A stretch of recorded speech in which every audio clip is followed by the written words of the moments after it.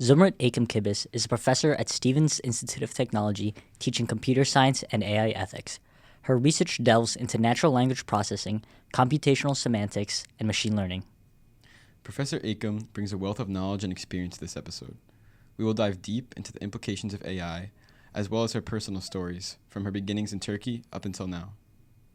Hello, my name is Zidanni. And I'm Emilio. And you are World. We hope you enjoy our conversation. Yeah. Where should we look? Oh, just look to it. It's like a conversation. Yeah, it's like a conversation. Yeah. It's all good. Okay. Yeah. So, Yeah. not like The Office, and I'm gonna look at. No. If you want to add dramatic effect. Before we get started, please introduce yourself and tell us who you are just for a bit. Okay, so I'm Zumrut Akcam-Kibis. I'm a teaching assistant professor at Stevens Institute of Technology in the computer science department, and I've been in Stevens for the last 4 years. Wow.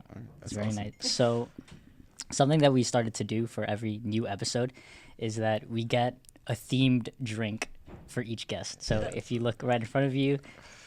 All right, so That's what I watched in the last one. And Yeah, I was so excited for it. Yeah. A long time. She's a long time listener. So yeah. She's our so professor. That's awesome. Yeah, our professor, long time listener. There's a little bit more added context and yeah. Okay, so it's Oh, you should take a sip first. yeah. Take a sip first, take and we'll tell you what it is. Good. Mocha. It's good. It's good. Yeah. There you go. How did you? Okay. I don't know how you knew that, but the reasoning was that you give out chocolates in your classes, so we're like A chocolate themed drink would fit. We just got it, so we walked into the coffee store. We're like, what's the one with chocolate? And the guy's like mocha. And I was like, okay. And you should also know that I'm a long-time addict of caffeine. Oh, so yes, therefore, yeah, you do definitely. drink coffee a lot. It's okay for me to realize. Yeah, I was like, what? I didn't. Yeah. Okay, well, that's great. So it's Yes. good.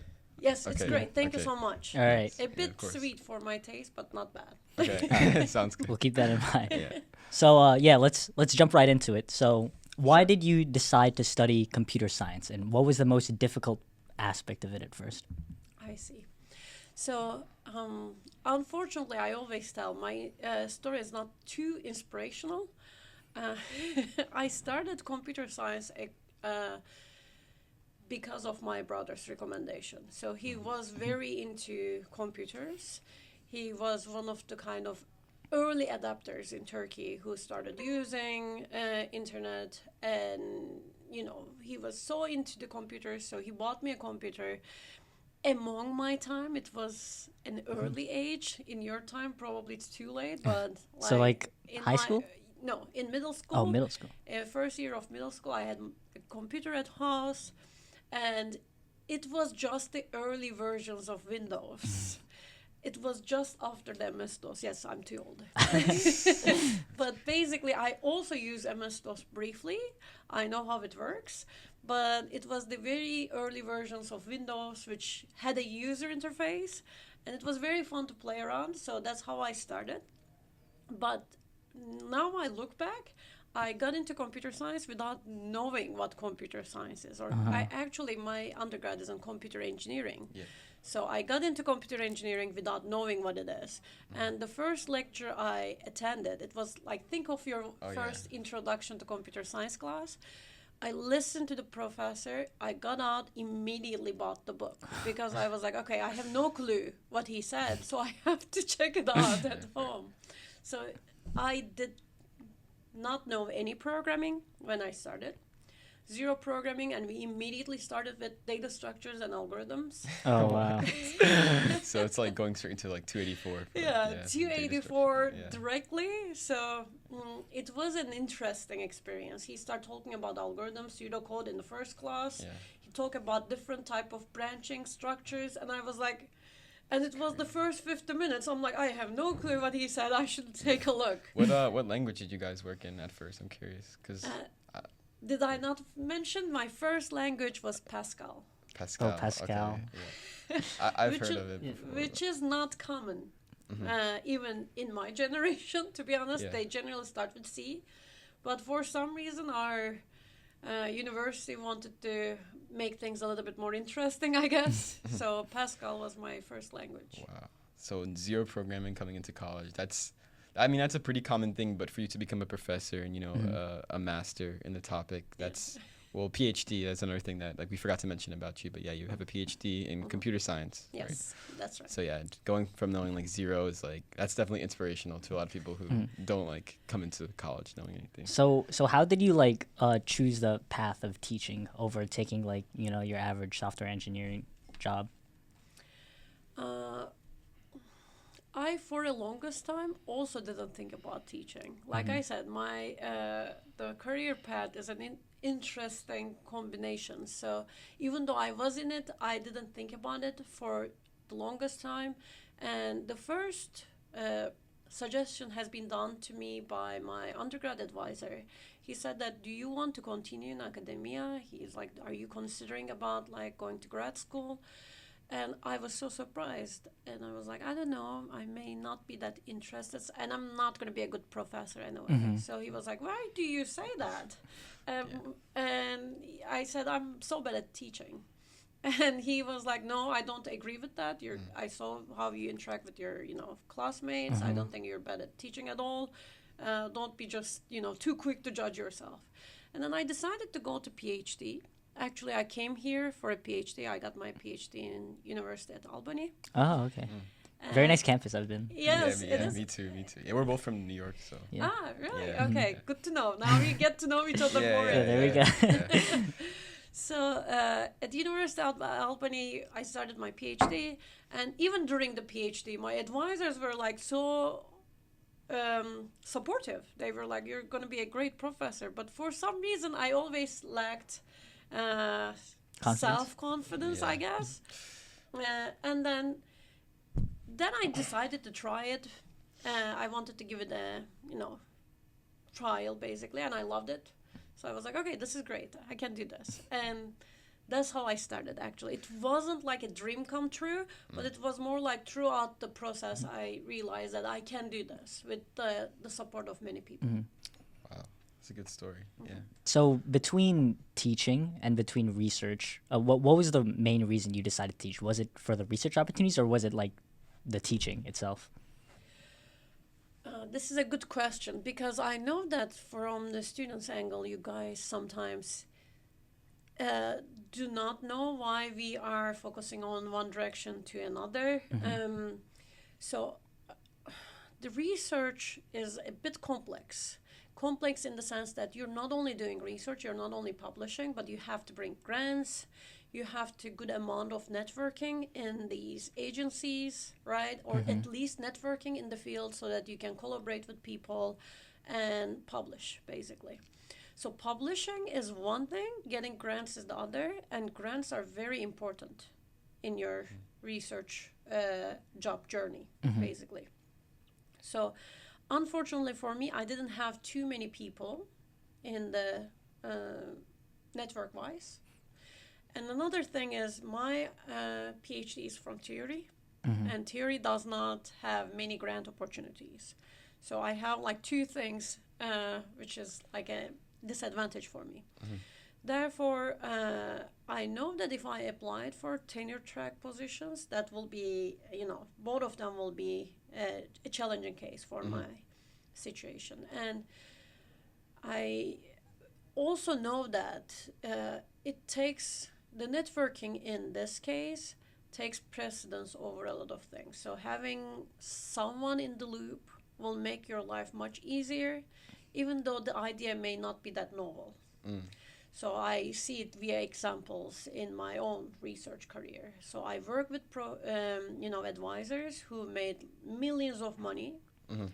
Their grants were very huge.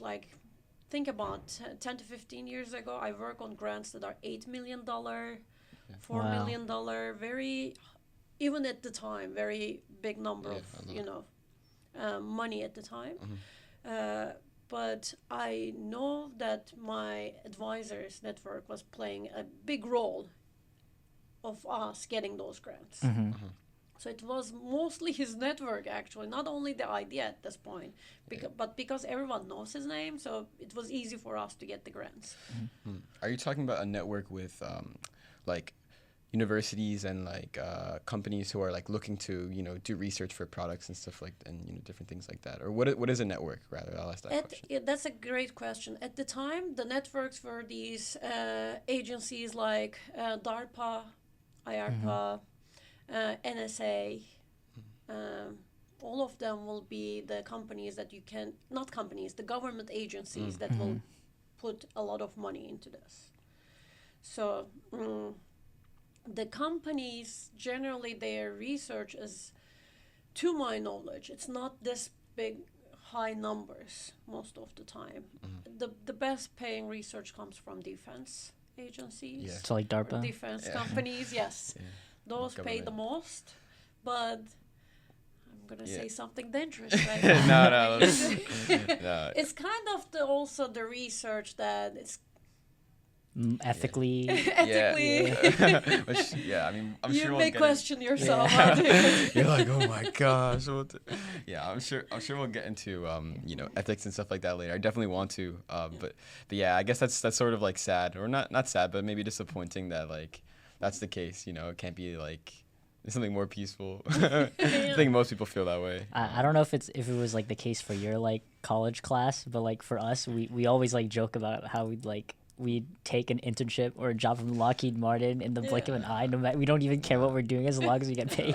I could not. Actually, I had the projects with Lockheed Martin. Oh, Really? So wow. I worked on projects. Wow, Yeah. so she's like the meme, man. You're like the meme. You're like. Actually, when I'm talking about, sometimes I kind of give some insights about the projects that I worked, the things that I am allowed to say. Yeah. And I say that I talk about it in the ethics class, and I'm like, this is already done, guys. We already covered that end. Yeah. And I know that this is not good. And Yeah. we're discussing about the ethical implications.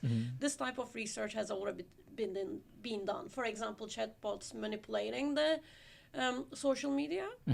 I worked on that. What?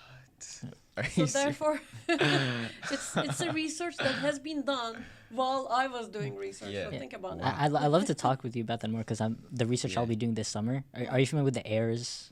Airs, yes. Yes, I am. I'll be doing that, and my project I'm doing is something very similar. So yeah, That's cool. Wow. yeah. Cool while doing, but long term, I don't know if you're gonna. Yeah. Start to question yourself. You might lose Yeah. it. Maybe. Yeah. So as a professor for first year students, you are an entry point into the world of computer science for a lot of incoming freshmen. So how has teaching the basics changed your perception of them? So in other words, how do you put yourself in the shoes of a student while creating or planning lectures? Yes, I am the first person that generally, at least for majority of the CS students, they get to meet me in 115 and see me in 284. And I think I do sympathize with my students who is coming with no programming knowledge, because I was like that when I was a student as well. So sometimes I may be even deep diving into topics that normally majority of the professors will not, and they will just kind of pass the topic, they just talk about it and move on without diving deep into the examples. But I feel like sometimes it's very hard to figure things out by yourself sitting at home, instead of someone is guiding you through, holding your hand, and they say, okay, this is how it works, this is the reason we have it in the code. So I try to do my best, maybe sometimes doing over-explaining on the topic, but I want to explain as much as possible. So that's one thing that I consider while I'm teaching freshmen. Normally, for example, for a senior level course, I may not delve too deep into it. I can just code and move on. But because they are freshmen, I try my best to go explain a little bit more, sometimes more than necessary maybe for some of my students. But I try to make sure that they have a solid understanding. And another thing that, for me at least, I am someone who gets easily losing my attention. And I am making the same assumption for my students as well. So I try my best to keep the class as interactive as possible. It always depends on the audience as well. Yeah, but if the audience is also eager, I try to make it as interactive as possible. Yeah, I mean, I don't think you're over explaining. I think you're too hard on yourself. But like, I remember in 115, like all the examples you'd give for, you know, rather than just coding, like the bank robbery for like Oh, yeah, I remember like that. memoization and like some of the other like big ones like that. I think that's always good because like the fact that I can remember that, you know, is proof enough. So, you know, it's I should always cite Dr. Terrelly for the bank robbery. oh yeah. She's the she one made that who up. came up idea. Yeah, came up with the idea. Cool. So adding on with that, like a question I've always wanted to ask like a teacher professor is like, do you think like your passion for the subject like directly affects the way you teach it? Like, do you sometimes have to hold yourself back when talking about a particular subject because you don't want to get too technical, but you're really also really passionate about it? do you like have that problem sometimes? I do. And some things are so interesting for me.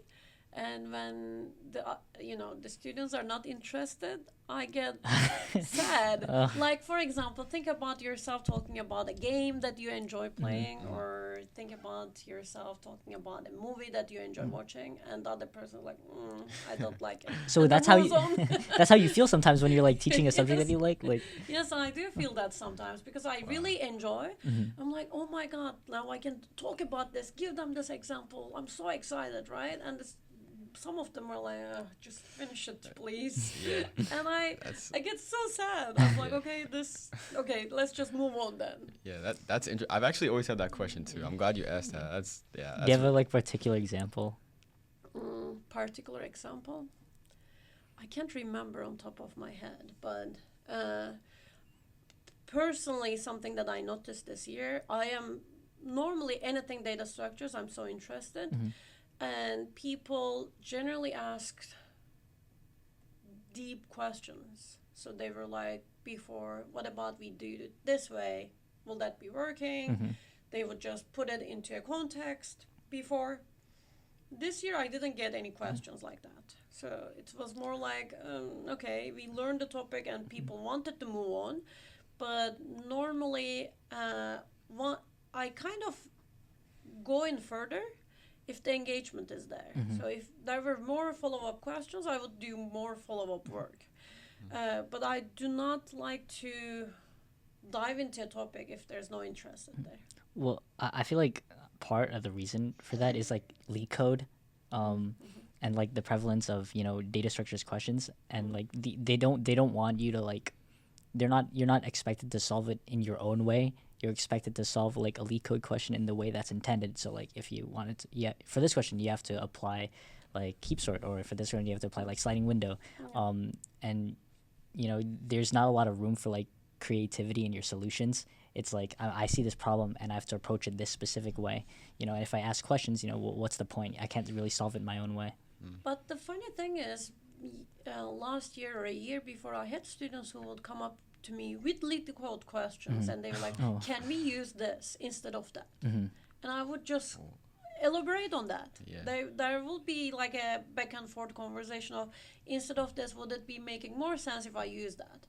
And I think, and that's also fine to ask, right? Why we are here is we want to mentor you. And both data structures and algorithms classes are very much is what you're going to get in most of the interviews, unless you're like going to a very specific job description. For example, AWS cloud engineer. Okay, that will be a specific job like description. a PM or something. But otherwise. Yeah, wow, that's people like literally came up to you like their laptops are like, how do I like help me solve this? I got questions like, in HackerRank I tried this, but the runtime I have is currently n squared. Can I take it to n log n? So I would also think about sometimes, but because some of the questions I didn't see sometimes, right? And I would just take a look and I'm like, okay, yes, you can take it up back to n log n. So there were like back and forth with students about interview questions before. That's good. I really like that you're always like recommending stuff to your students. You know, a big one that I remember you always mention in class, like CLRS. Yes. Especially for like data structures, algorithms. And so I'm curious. They like should pay me for sponsorship. I know. I Totally totally agree. Yeah, it's been like 3 or 4 times. But even outside of that, you're always interested in like recommending things to your students. So I'm curious, like, what were some things that were recommended to you when you were an undergrad or maybe when you were first learning that you found like really impactful and you always remember? I see. So I got recommended to attend the hackathons, but I didn't. Oh, you never did? Yes, I never did. You've never done a single hackathon? No single hackathon. So that's the reason I am, as you know, you guys are being in my class, I keep recommending hackathons. I joined it as on the other end. Yeah. Not the student end. The judge end? Judge end, Okay. yes. Oh, nice. So that's the reason I'm like, why I didn't do this while I was a student, because I get recommended.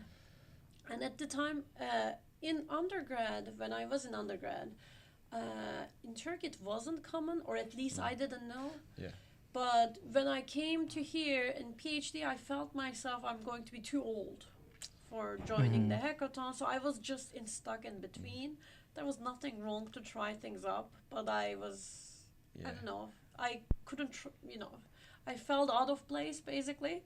Now, looking back at it, that's the reason I keep recommending to you guys. It's a good experience because you have a goal, you have a time that you're racing against, and you have to work as a team.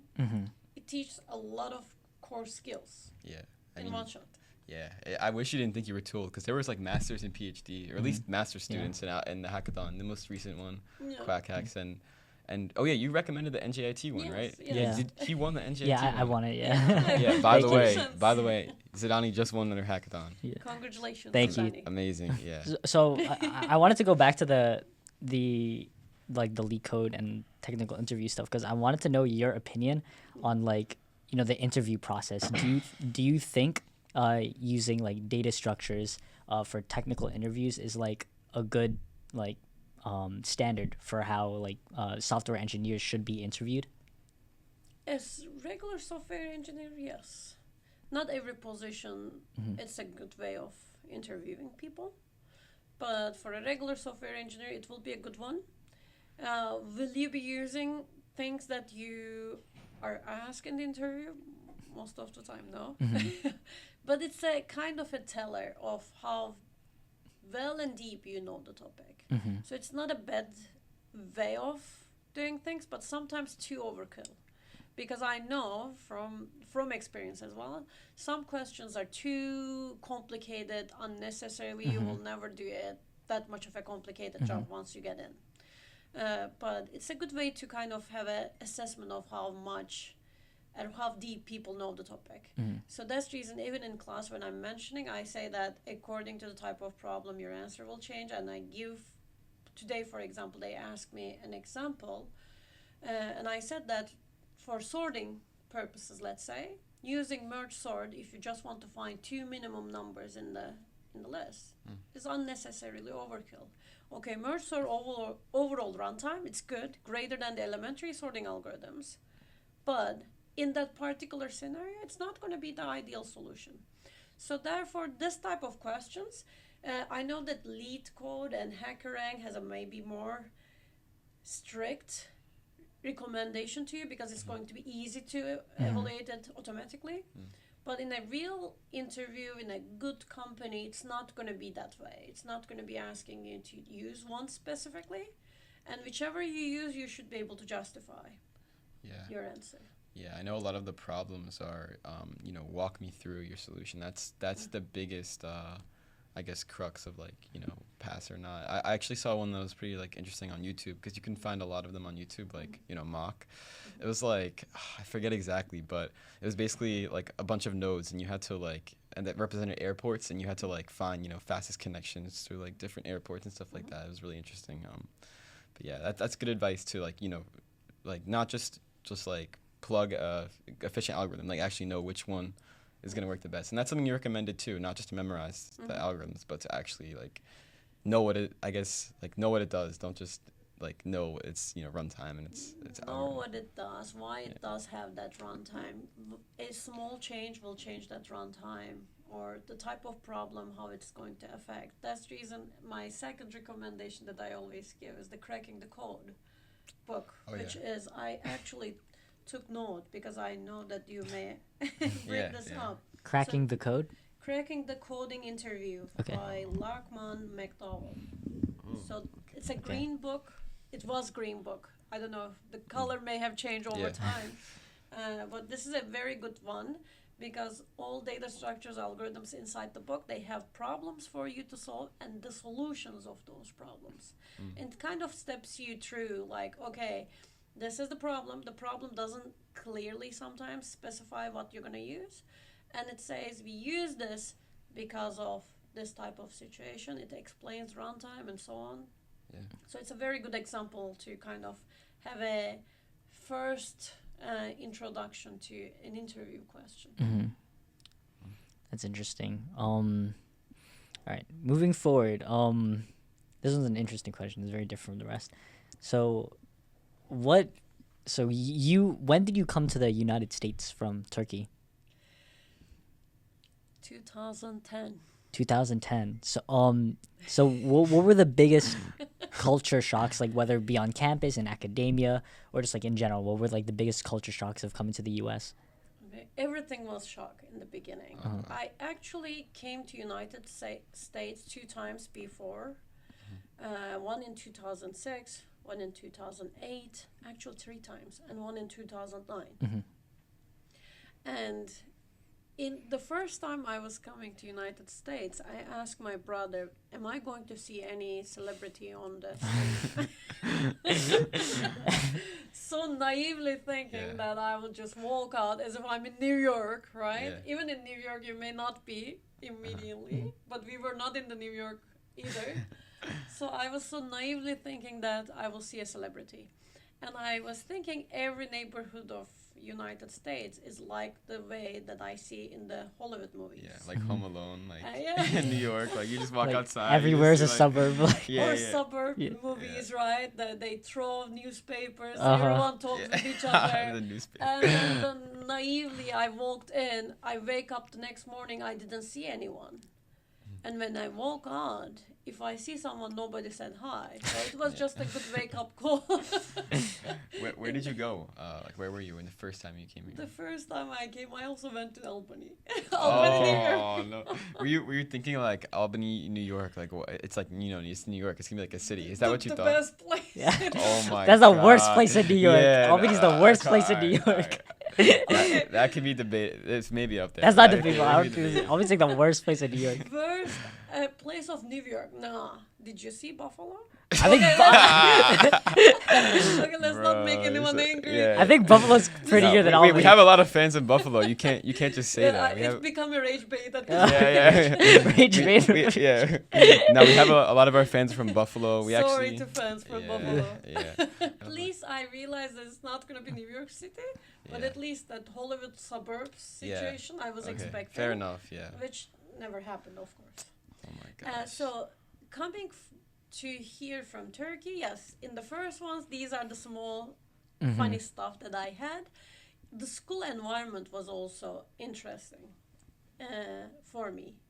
So one of the first lectures that I took, one thing that kind of confused me in the PhD, the first lectures that I took, I went into class, nobody talked with me, and I got out of the class. Next class I went again, nobody talked, and then only couple people say hi, but nobody talks with each other. And I was thinking that was so interesting for me because in Turkey, the first class people started talking, everyone was meeting with each other as if like this is kind of a get-together party. Yeah. Wow.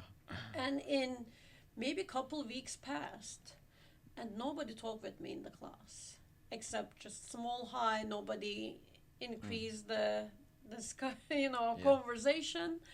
And there was only one hippie guy who was talking with me in the class. That's it.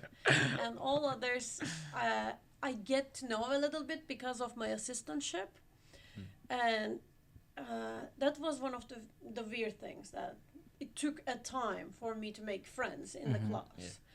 And another, maybe because I was an international, and there were internationals, but they were mostly from certain countries. And there was no one from Turkey. Yeah. So maybe that was the reason. And another thing that happened which was interesting, that my algorithms professor at the time, he came into class, he removed his shoes, and he sat down and put his feet onto the table. Oh my goodness. What? And I thought, Only in Albany, bro. Only in Albany. and Only. I thought that's kind of like, now Americans are so relaxed. That's how Yeah. they teach. No. So in my mind, that's how I culturally connected it. Yeah.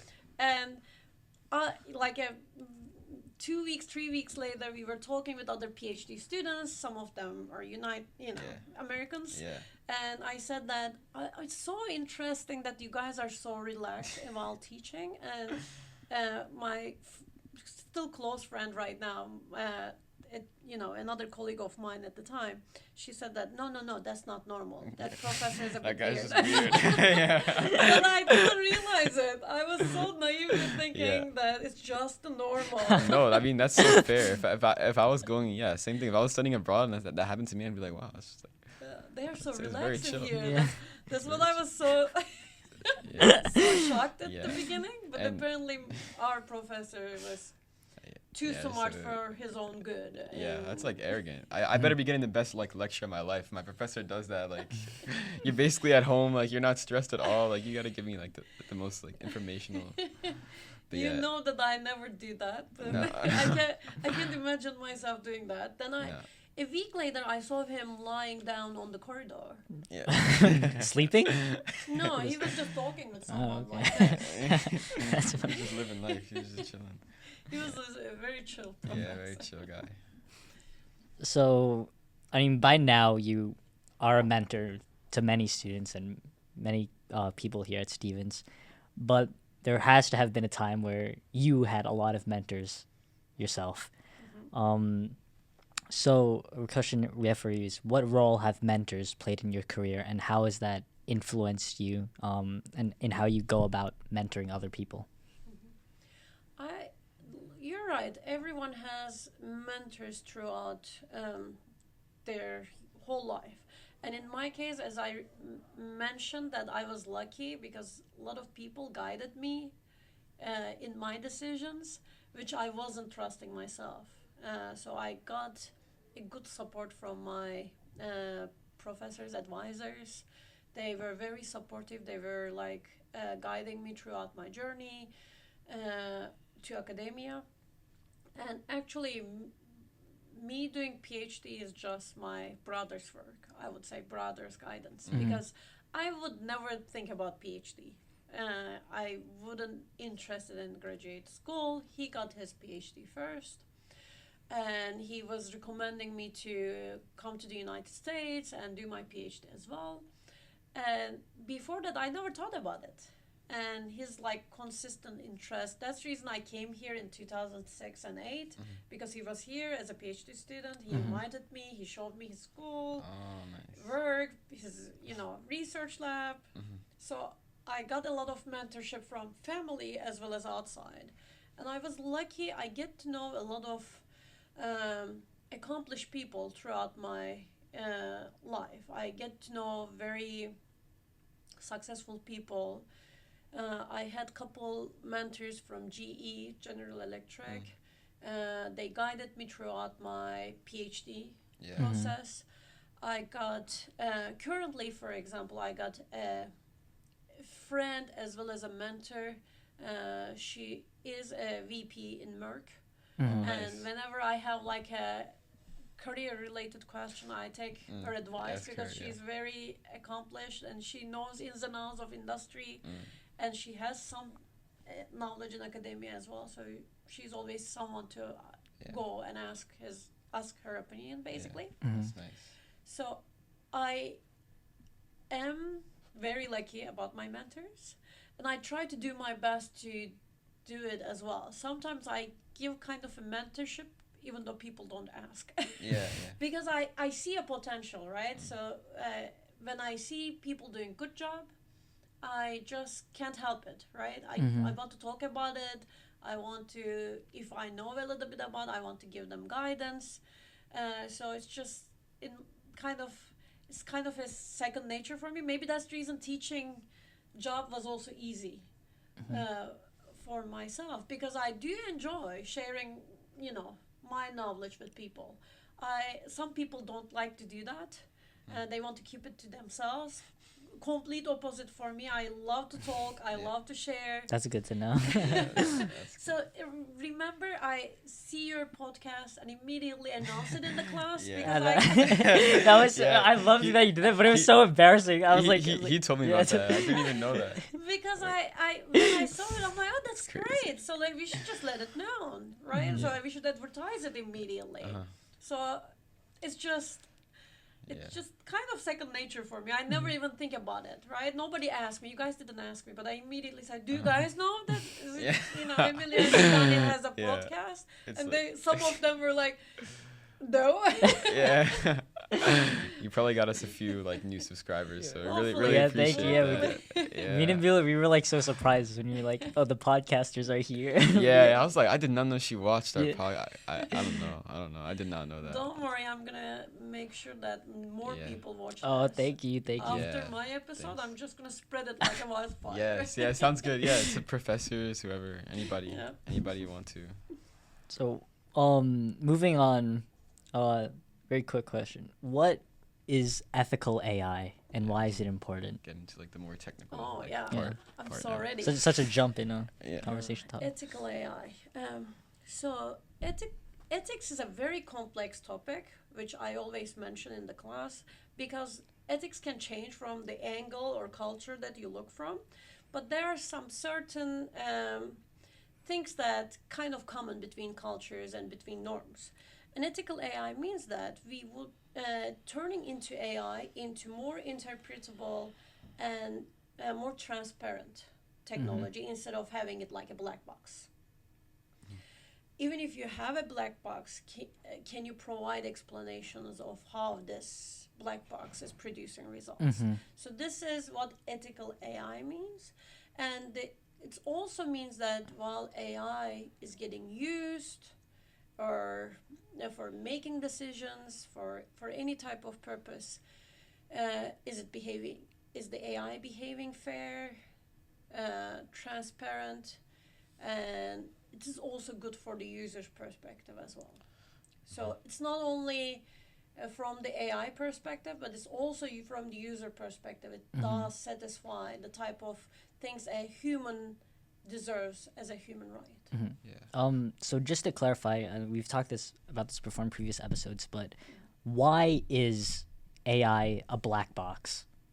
It is not. It's not going to be fair to say AI is a black box. There are some AI algorithms which are more black box than others. But AI by itself is not a black box. Currently, the LLMs, right, or generative AI is more commonly used for the terminology of AI. And that is a bit more black box. There are new research that's coming up which just makes it more interpretable, by the way. But at the early stages of Gen AI, let's say, it was more like a black box. All the deep learning algorithms was like a black box for a while. That's the reason this conversation actually started, right? People at the early ages of deep learning, people were saying, okay, this is the results. And once you try to deep dive into the topic, people couldn't be able to say that's how we come up with this solution, right? Because it's a very complex network. So sometimes people wouldn't be able to say, oh, that's the reason this solution came up. But now there are more techniques coming up that makes things a little bit more interpretable and understandable. Yeah, I actually watched a really interesting YouTube video recently by Anthropic, which is an AI company, and one of their big focuses is safety with AI.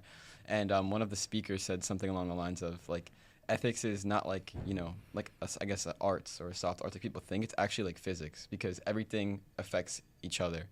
And so... And I would say math as well. In my ethics class, for example, I show mathematical techniques to keep things more safe and ethical. That's interesting. Yeah. So that really stuck with me, because I was like, wow, I never really thought about it like that. Like in the same way physics, if you have like different forces acting on each other, it will like affect the way something moves. So I'm curious, and if you haven't heard of this, like I could give a brief explanation, like see what you think about it. But it was a talk on the AI alignment problem, which is, in short, from what I understand, is like how can we express our like wants and desires and goals to AI and make sure that they understand, and that if they don't understand and our ideas are conflicting with one another, that they don't try to, you know, deceive us and pursue some sort of like ulterior goal.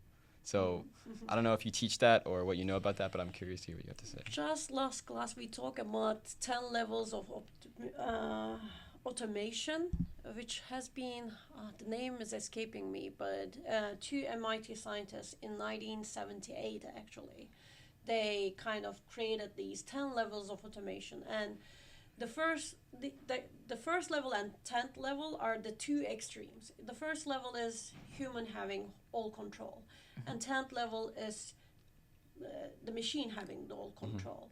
And the others are in between. Some of the levels are like human making a decision, actually a machine making a decision, but human approves it or rejects it. Or another level immediately, machine can execute it once the human approves. The other level is machine will execute, then inform the human. Oh, yeah. And then the other one is machine will execute and inform the human if human asks for it. Yeah. Right? There are different levels of automation. It gets more so- dystopian each Yeah. level. It's like a horror story. I was like, oh, no, like, oh. And level 10's like, yeah, it just does it and then doesn't care what you think. Care what you think. So, why this is important? Because alignment problem, we have to understand which level of automation we're in, right? So, is AI in the decision maker position, right? AI is the decision maker or the human is the decision maker. In the human decision maker part, we can still make sure that the alignment problem is solved before things escalates further, right? But if we already automated at a level that now AI is the decision maker and does not need to inform us about the decision, it's already too late to have an alignment. Yeah. So I feel like the alignment can still be done, but now this has been talked more, which is great. But the design of the AI should be with respect to human rights as well. That humans want to, do I want to consent to this? Is AI try to manipulate me while making this decision, right? And we have like great examples of manipulation. For example, algorithms in a way sometimes manipulate us, right? Or the way that they put the things onto web pages manipulate us. Sometimes you do not want to choose that, but the way that they put the buttons in a way that you, by default, you know that this is the OK button, right? You try to press that, but it's maybe not something else. What level do you think we're at? I'm curious now because I didn't know about these levels before, but it's an interesting way of thinking about it. Like I said, there are 10 levels. We are between 2 and 6. So we are still at a level that AI, if it makes decision, it informs us. At least to our knowledge, right? Currently, most of the things It's like are we could in be at bit- 10. we don't know for sure. We could be at 10. we could be I don't think we are at 10. No, I don't know. But 2 to 6 is currently most of the AI is working, and 6 is the one that AI makes a decision, sure, but informs the human. Yeah, because I know in the study, and this is a really interesting video. Maybe we'll like link it, but I know in the study, it was a study with Anthropic, a few researchers for them, and this I guess group called Redwood Research, and basically like they found out that like they didn't even say a goal. They just said, you know, you're going to be an AI model. You're going to be trained. Basically, they informed it that, you know, you're going to be trained. And the AI tried to like deceive them, tried to act like it was being trained, and then once it was deployed, it would, you know, go off and do whatever it wanted. So AI does have the ability to deceive humans. Like, thankfully, we're able to find out. But like, if like I said before, if your interests are conflicting or your goals are conflicting, like it will go off on its own, you know, path and try to do what it thinks is right. So yeah, really interesting problem, I think.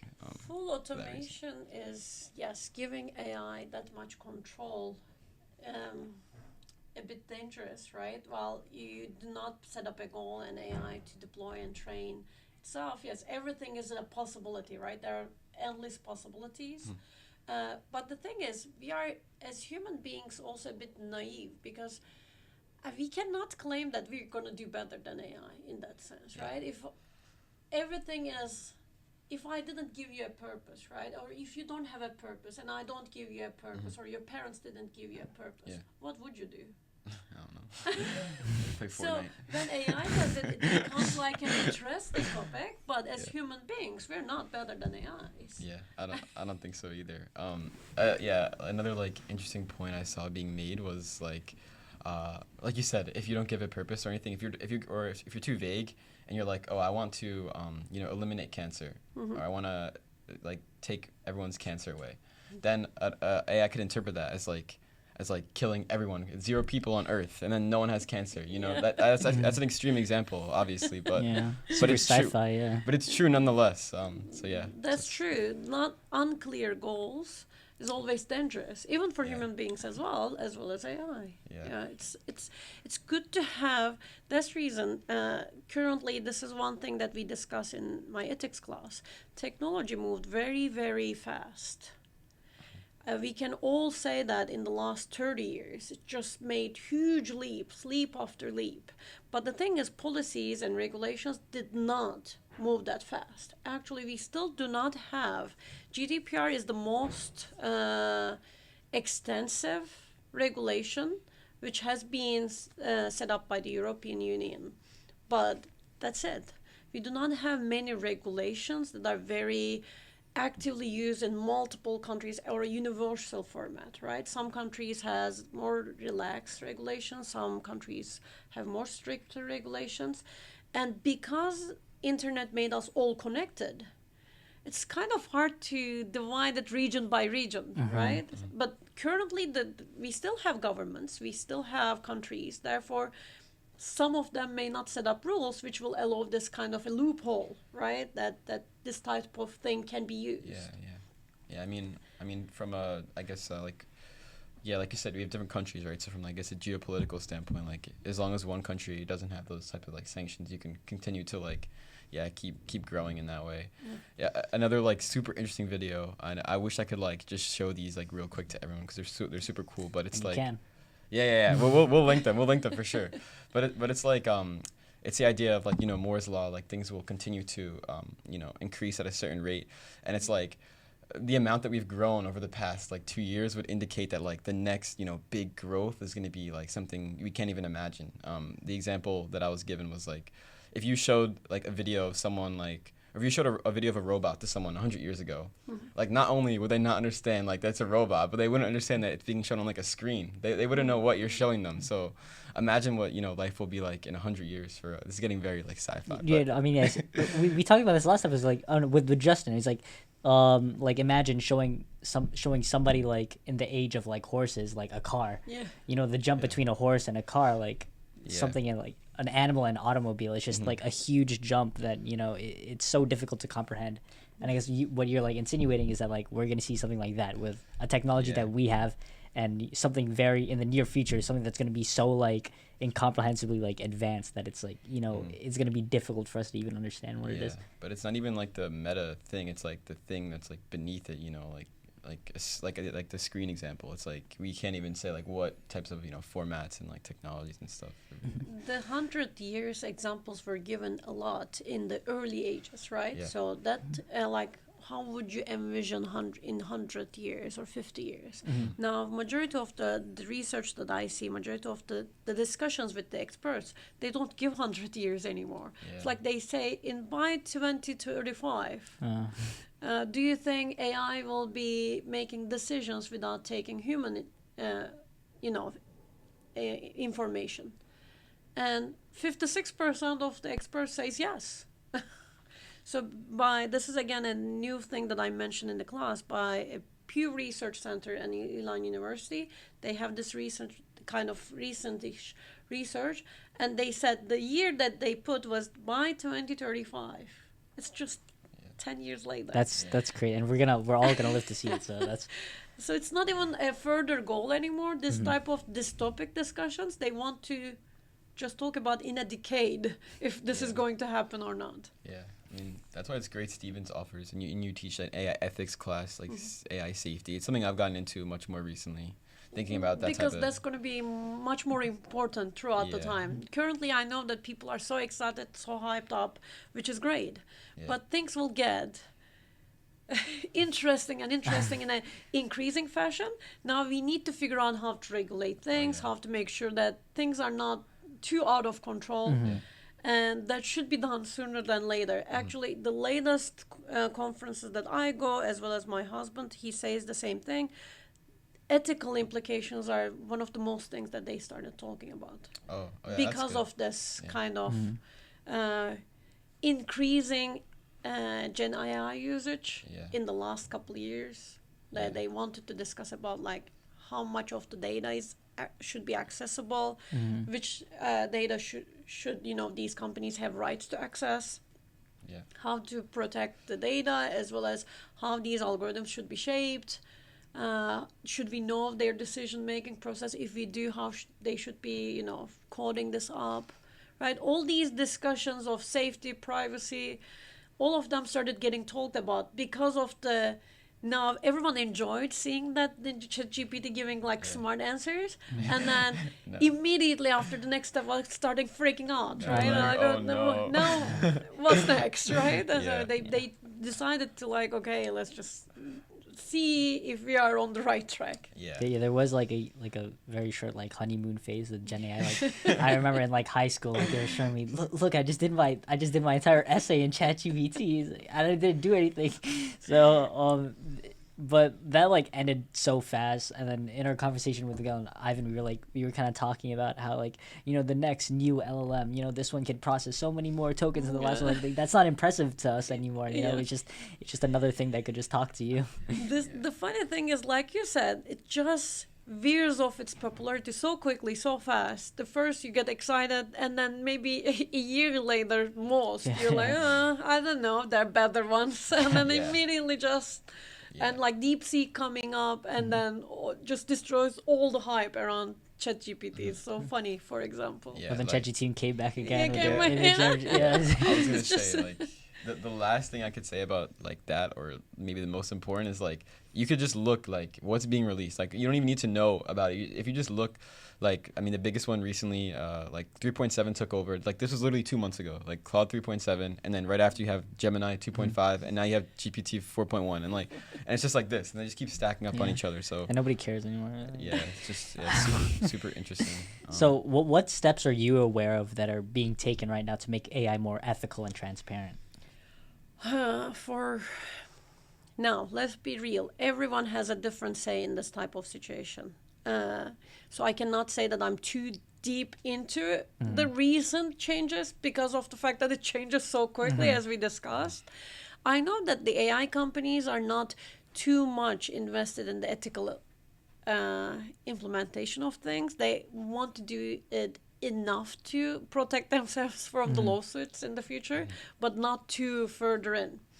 So anyone who is in this type of LLM Gen AI world, when I see their feedback basically about this, it's more like they wanted to keep things progressive and in a quick, while we gain this momentum, let's keep it going. But anyone on the non-profit end of this, they were like, oh, no. Let's not continue with this momentum, because you're not considering the copyright issues. You're not considering this, human privacy. You're not considering your tools still have bias when we are, conversing with them. Like, all of this is not sold, and you keep snowballing into this higher version of things. Well, maybe more accurate answers, but may not be addressing things. So from the angle of the developers of these tools, I think they may be enough concerned to not get into too big of a trouble, but not too much concern, because why? There are no actual regulations in a way that is very strictly enforced. I'm not saying there are zero regulations. No, there are, as I mentioned, a couple of them early, like GDPR is one of the regulations, and there's AI Act. There are a couple. China has another regulation, starts with P. Therefore, there are some regulations, but it's not universal, and some of them is not very strictly enforced. Therefore, it is still in the limbo, basically, that there's this continuous progress, but not enough regulations yet. And I feel like it's going to be like the early days of tech. So all of us know, right? All of us are aware that for majority of us, our data is already leaked one way or another, right? From one company or another, it's already leaked. Equifax leaked some of them. Target leaked another group of them. Facebook already with Cambridge Analytica leaked some of them. Like, a lot of data is already leaked in a level that we know that some of our data is online. So it will be naive of us to think that no, I'm using internet, but nothing is leaked on my end. No, it's very, very rare. You should be very careful in your internet usage. And how I was going to, okay. So the reason that I mentioned this is that while this technology is getting developed, nobody worried about it, right? And nobody see that that will be the kind of long-term effect. When Facebook first just showed up, it was just a site that you catch up with friends, right? And even probably Mark Zuckerberg even didn't think that it's going to get into a level that is just uncontrollable, or maybe, this level, right? And while he was trying to make this business bigger and bigger and bigger, there were many loopholes that was left behind, okay, for abuse, basically, right? Abusing this rights. For example, Cambridge Analytica or other companies who are like third party, they could access people's information, private information. And that information could, as we have seen by example, was sold. So this is the part of problem that I'm trying to address. The same may happen or may have already happened with AI as well, right? We are improving. Well, that's great. We are leaving openings for exploitation while moving. And we already seen that that's not good. And the reputation of it in AI may get a little bit more dangerous than the regular tech boom, basically. So my concern is, at this point, as engineers, we are responsible, right? We cannot just turn a blind eye to this, right? We cannot just do this for the sake of money making, right? Okay, great. Technology should improve. I'm not saying let's just stop it and then, give it a, rest a little bit. I'm not saying, but why not be careful? Why not discuss these type of issues or try to address them, try to create policies while we're inventing them?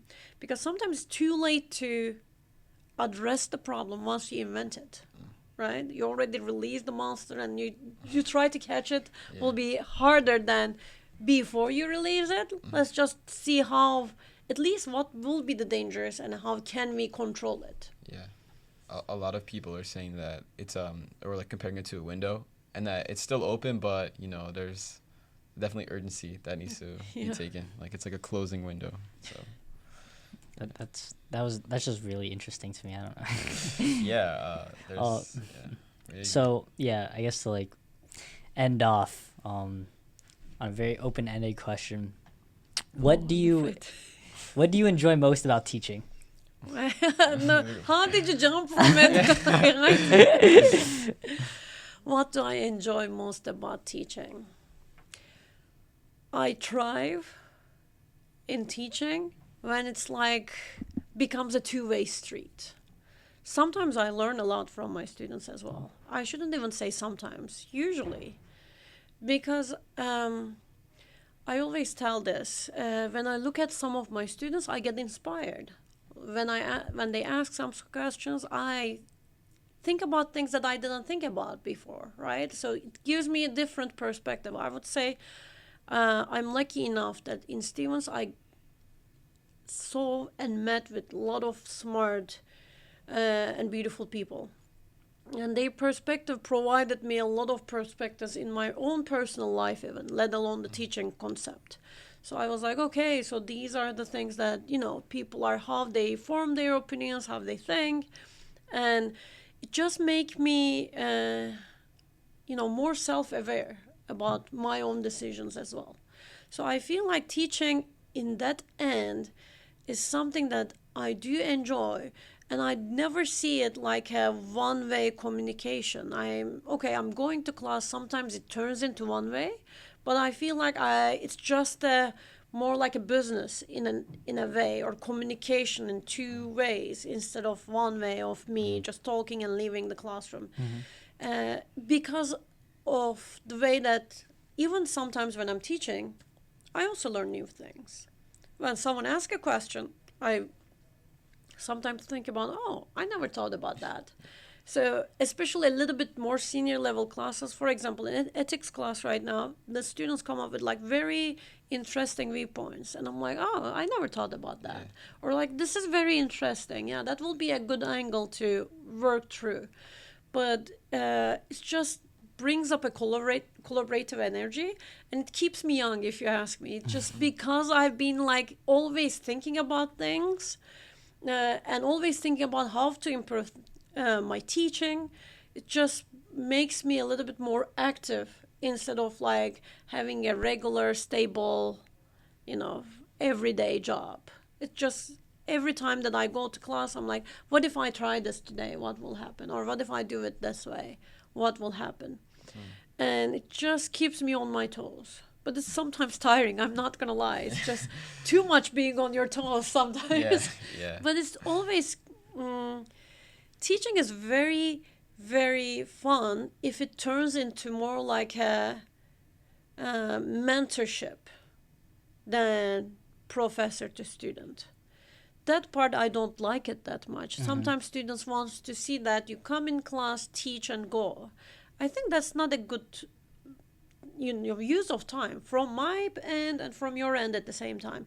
We can turn this into kind of like a mentorship and like a trainer-trainee type of situation instead of like me regularly teaching a class and leaving. I feel like it becomes much more meaningful if it's more actively work together. You're like one of like the only professors that I know that like actually like doesn't sit down and like such, because like our lecture size is like 60 plus people, and you usually like a professor would just like sit down at the front. You're like one of the only ones that I know that actually like interacts even with the people in the back. Like you walk all the way to the back. Even the people in the back. That's a great point. Yeah. I was thinking the same. I get so tired when I go home because I've been walking around, talking, thinking in my head at the same time, okay, I'm going to talk about this next. Or if someone asks a question, I want to connect that to the topic back again. It's just a lot of work sometimes, but I do enjoy it. That's how I like. I feel like every class, especially if the audience is also right, I should just put that note because that's reality. The audience is also the right audience. It becomes like a performance for me. It's not a lecture anymore. Yeah, I would like to do my best that everyone will be leaving that place, learning something and enjoying it at the same time. Personally, I don't like the classic style of teaching. Maybe that's the reason I don't like to do that, and I get so icky about it when the audience is like just teach and go type of behavior. I'm like, oh no, please, let's not do that, because I feel like the more people are enrolled in, the more people are talking about things, the more that you learn more. And the more I teach at the same time, according to type of question, I sometimes bring something new. So it just makes things a little bit more interesting than the regular teaching. I feel like all the lectures should be more like a one-man show sometimes, right? You should go out, but you should make sure that it's not one-man show in a way. But what I'm trying to say is you should turn into a show. It shouldn't be... some classes are too hard to do that, by the way. I'm not saying a math class will be linear algebra class will be an easy one to pull that. But what I'm trying to say is should have more like a gear turning inside. It shouldn't be more monotone, if you ask me. But I know that every professor has a different teaching style, and every student also like a certain style. So my version may not be suitable for everyone. That's a great point. Yeah, that's perfect. Thank you so much. Thank you for Thank you so reminding much. me. Yeah. That's Did great. you see what he wrote on the? We usually have a whiteboard. He wrote it in like I guess. Merhaba. Yeah. For a very brief second, I was just looking and I saw VE, and I'm like, probably Yeah. with my side eye. I'm like, I think probably versus